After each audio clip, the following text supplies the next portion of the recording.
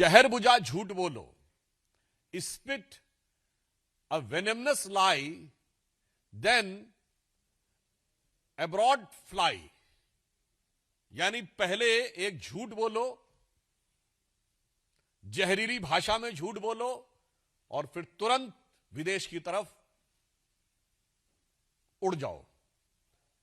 एक बात बहुत भली बात इससे समझनी चाहिए, आज जिस प्रकार का निंदनीय आचरण राहुल गांधी जी का निरंतर नजर आ रहा है, उससे तो ऐसा प्रतीत होता है कि गोबेल्स के जो लोग बैठे हुए होंगे कहीं, तो उन लोगों को भी सिहरन होती हुई होगी कि कितनी उग्रता के साथ कितनी झूठी चीजों को सदन के पटल पर कहा जा सकता है, मना करने के बावजूद। अब आप यह समझिए कि संसद में भाषा की एक मर्यादा होती है। हां, संघर्ष जब होता है तो फ्रेज यूज किया जाता है संसद से सड़क तक, मगर अगर सड़क छाप भाषा और सड़क छाप आचरण आपको संसद में देखना हो तो कांग्रेस पार्टी और विपक्षी दलों का आचरण देखा जा सकता है। जो कल भी पार्टी ने यह विषय कहा था कि जिस ढंग का आचरण पिछले दिनों में देखने को आया कि महिलाओं की शील्ड बनाकर आगे जाना, बैनर लगाते हुए ट्रेजरी बेंचेस की तरफ, तो बरबस वो दृश्य शाहीन बाग को याद दिलाता है।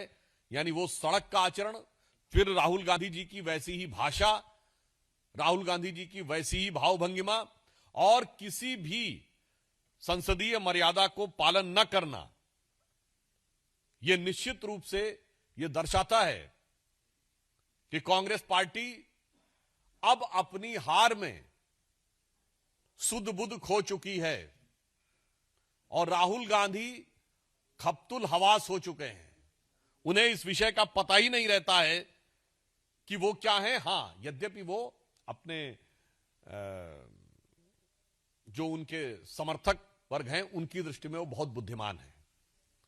तो मुझे उनके लिए ध्यान आता है कि जिन लोगों ने इंग्लिश लिटरेचर या यूरोपियन हिस्ट्री पढ़ी होगी, तो एक किंग जेम्स था, किंग जेम्स द फर्स्ट, और उसके बारे में कहा जाता है King James the first was the wisest fool in Christendom. यानी दुनिया भर उसको फूल मानती थी, बट उसके दरबारी उसको बहुत वाइज मानते थे। तो मैं कह सकता हूं कि कांग्रेस पार्टी जो किसी जमाने में मतलब महात्मा गांधी, सरदार पटेल और लोकमान्य तिलक वाली पार्टी थी, आज अगर King James the first was the wisest fool in Christendom, so we can say that Rahul Gandhi is the wisest fool in Congressdom. और यह भी मैं बताना चाहता हूं कि उन्होंने कहा कि देश को बेच दिया गया है। मुझे लगता है सामान्य कूटनीति, सामान्य अर्थनीति और थोड़ी भी जानकारी यदि होती तो मुझे लगता है इस प्रकार की निराधार अपशब्दों का प्रयोग उन्हें नहीं करना चाहिए था। अब बेचता कौन है तो मैं याद दिलाना चाहता हूं, कांग्रेस पार्टी से पूछता हूं, वोल्कर रिपोर्ट, तेल के कूपन कांग्रेस पार्टी को मिले सद्दाम हुसैन के द्वारा, जिसके लिए नटवर सिंह को इस्तीफा देना पड़ा। किसको बेच रहे थे? इंडो यूएस न्यूक्लियर डील, उस समय के deputy chief of mission Steven white के पास, मैं नाम नहीं लेना चाहता हूं, बाकायदा न्यूज आई कि कांग्रेस का एक नेता पहुंच के कहता कि हमने सारे पैसे का अरेंजमेंट कर लिया है। और एकमात्र मौका जब सदन के पटल के ऊपर सांसदों ने पैसा रख के कहा कि हमें यह पैसा दिया गया था ताकि उस डील को पास कराया जा सके। कौन देश को बेच रहा था? और कौन देश के आगे झुकता था? पुनः मैं कोट करना चाहता हूं कांग्रेस के ही विदेश मंत्री नटवर सिंह जी की किताब one life is not enough, जिसमें वो सोनिया गांधी जी को कोट करते हुए कहते हैं कि एक पार्टी में सोनिया गांधी जी ने मुझे बुलाया और कहा कि हम आपको विदेश मंत्री नहीं रख सकते, हमारे ऊपर बहुत दबाव है, हमारे ऊपर अमेरिका का दबाव है। यह मैंने आपके विदेश मंत्री को कोट किया है जो आपके परिवार के सबसे खास रहे हैं। और सबको पता है कि 1995 में परमाणु विस्फोट होने वाला था, तो किसके दबाव में पीछे हट गया? आप ही की सरकार का कोट करता हूं। जब दौलत बेग ओल्डी की घटना हुई तो सलमान खुर्शीद विदेश मंत्री के रूप में क्या बोलते हैं? This is an small acne on the beautiful face of friendship.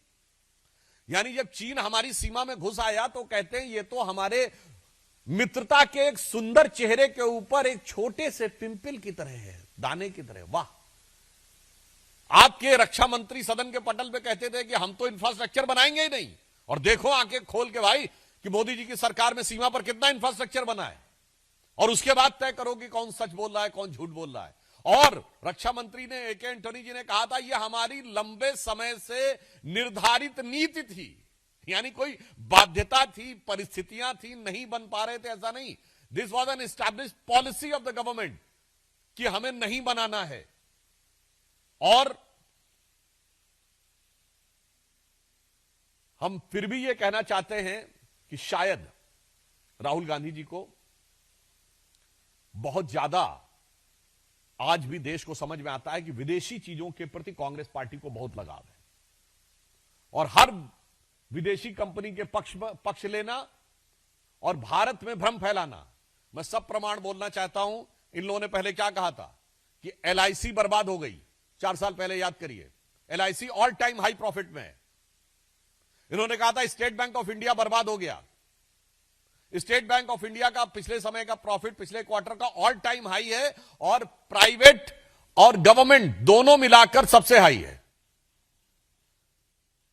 इन्होंने कहा था एचएएल बर्बाद हो गया है। एचएएल के पास 80,000 करोड़ रुपए के पाइपलाइन में हैं ऑर्डर्स, जो ऑल टाइम हाई है। अर्थात ये जो झूठ का कारोबार फैलाते हैं, तो मैं इनके लिए पूछना चाहता हूं, ये बताइए, डरना आज कांग्रेस पार्टी को राहुल गांधी जी से चाहिए?